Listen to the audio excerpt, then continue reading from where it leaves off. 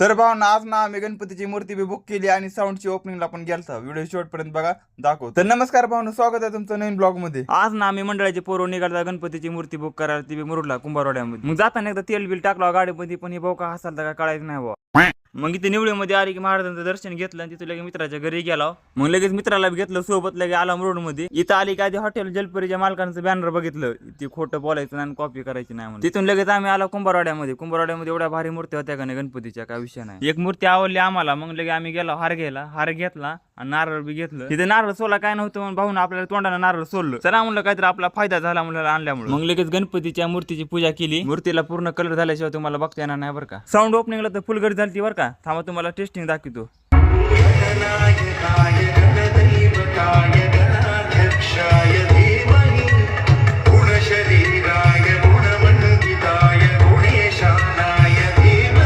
का बी